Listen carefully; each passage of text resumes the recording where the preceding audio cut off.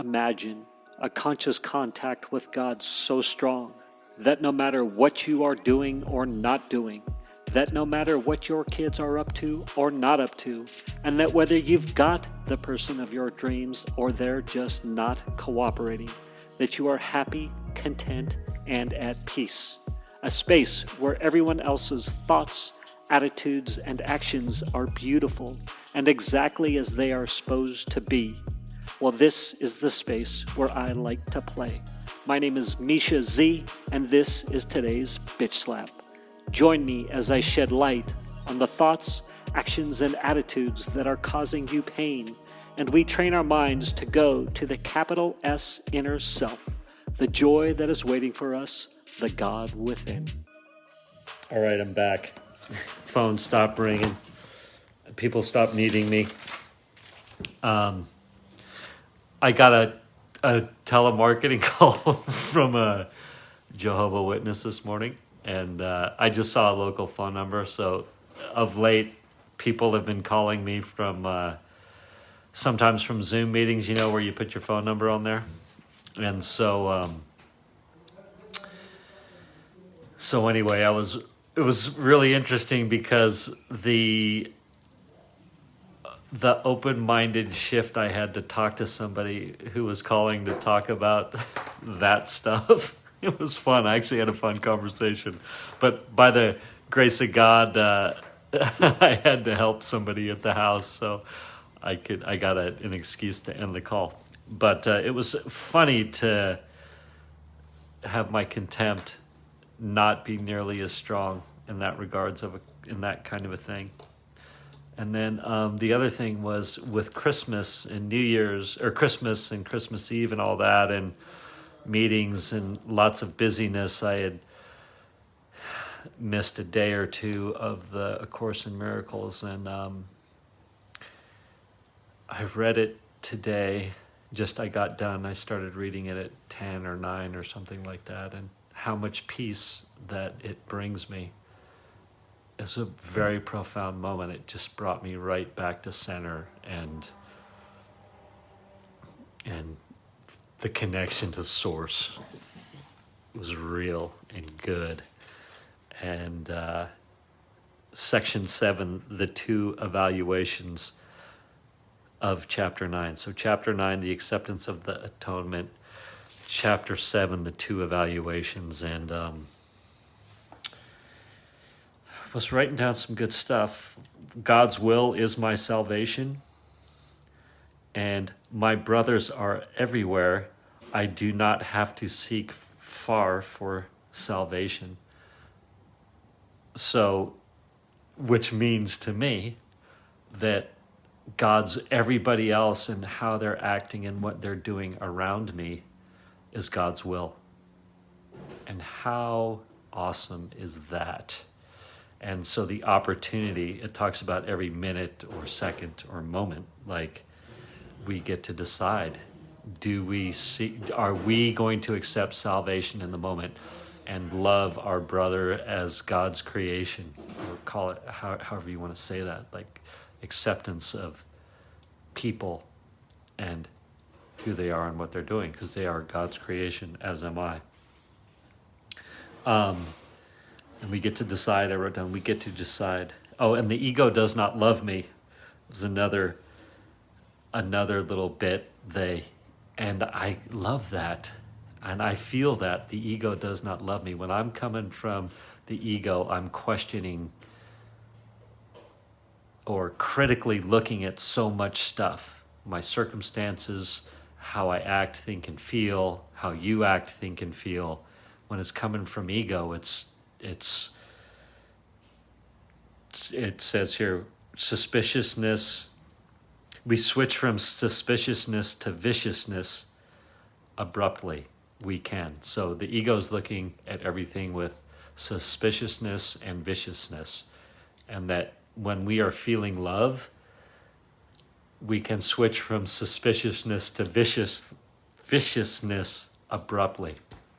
And I was thinking, like, I've had some experiences with a girl that I was dating kind of recently, and how perhaps she would be feeling love for me or really caring for me. And so then she would get suspicious, right? And then that suspiciousness could shift to viciousness. And it's like, whoa, that's kind of, and I don't know if I'm reading that correctly, but it was kind of a cool way to look at it and be like, holy shit.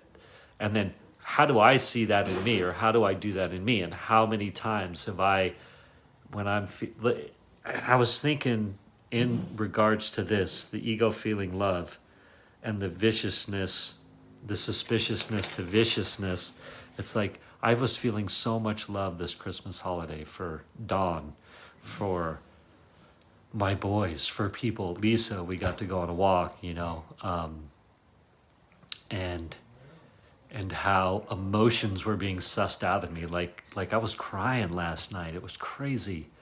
And then the judgment kicks in, the suspiciousness, and then the viciousness. It's like, man, I can be hard on myself or question everything.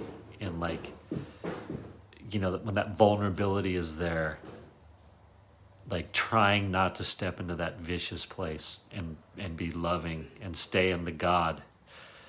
I don't know if I'm saying that right, if it makes sense, but you cannot evaluate an insane belief system from within it. You can't use so I love that. You cannot evaluate an insane belief system from within it. So using the ego to try and ego your way out of the ego is insane. It cannot be done. So I wrote down, you can't use the ego's thinking to fix the mind. And how, again, it can come down to so much of being a choice in the moment. Choice in the moment. How do I see people, places, and things? How do I see myself? The ego does not know what a real question is. And I wrote that down because when I was doing the whole podcast, starting it up and thinking about the intro and outro, the recorded intro and outro, and writing the description, one of my thoughts was, I'm not asking the right questions, right? Like, teach us how to, this podcast will be about finding the right questions. And then, here it is. The ego does not know what a real question is. And oftentimes when I'm questioning stuff from the ego, it's clear that I'm asking the wrong questions. Like, I'm trying to get answers to the wrong things. And I love that idea. Like, hey, let's try and go to source, God, JC, the Holy Spirit, Jesus Christ, whatever, and get to the right question. How is the hair today too? It has just gone mad, and I'm fully embracing it. Like, I'm having insecurities about my hair, and I'm like, fuck it, man, dive in. Like, the illusion that whether I'm going to have a good life or a bad life, or people are going to like me or not like me, or whatever this insane ego thoughts I have just around hair is crazy. Like, I literally have thought, right? It's like, if my body's right, then I'll be loved or have friends or whatever. If you want to think about it, I'll be okay. And I still am where I am today, in spite of or because of, or however you want to say it. It's a freaking beautiful thought. Thank you for indulging me yet again. If you don't question your littleness, you are keeping ego's thought system intact. And I love that too. Like, the fear of being like, yeah, I am God's creation. Everybody's God's creation. And that's massive and big. And I'm powerful in that regard, and that I can be peace and love, or all these things. And that I'm not just a little ego creation.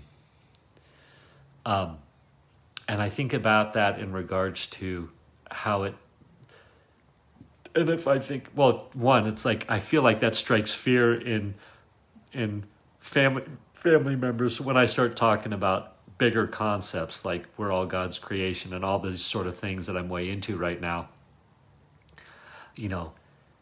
family will be like, the way I project it is that's fearful, when it's just fearful to me, right? It's my fears projecting onto them, which is another great thought or concept. I think that that's what they're thinking, or that's how I'm taking their thoughts or their looks or their energy. But really that's me and my battle, not them and their battle. Or perhaps it is their battle, but it's definitely my battle. Where was I going to go with this? Oh, so I also had this cool thought of, like, I think with Dawn, like, and this is my perception, again, I could totally be wrong, but with Dawn, she's like as I literally change and I feel like become nicer, more supportive, more loving, all these things, people were literally saying, don't be a God guy or something like that along those ideas, right? And it's like, wait a minute, what's the fear? Like, I'm transforming into someone that you actually think is pleasantness and peaceful, yet don't go further into that. And how that's the ego, man. It's so awesome. And then say, quote, God himself is incomplete without me, end quote, when the ego is speaking. Those are specific instructions. When the ego is talking about my smallness or the ego is in play, God himself is incomplete without me. Ooh, I'm going to play with that. I hope that stays at the forefront of my mind. So, emotional couple days, man. It's so interesting how holidays suss out emotions in me. The love, it's like that love of, I feel so much love, and it can freak me out. I don't know if I'm saying that right, but anyway. Love you guys. Love your support. Thank you for spending time with me today. As someone who is committed to growth and service to this world, I so appreciate your willingness to come with me, go within, and serve our world through change. If you found value in this podcast and you know someone who can use this message, share this episode with them. Share it so our mission can be achieved one episode at a time. And of course, subscribe so you can hear more. And lastly, for more resources on what has helped me on my journey and can help you on yours, go to belove.media/resources. That's BELOVE.media/resources. Thank you again for listening.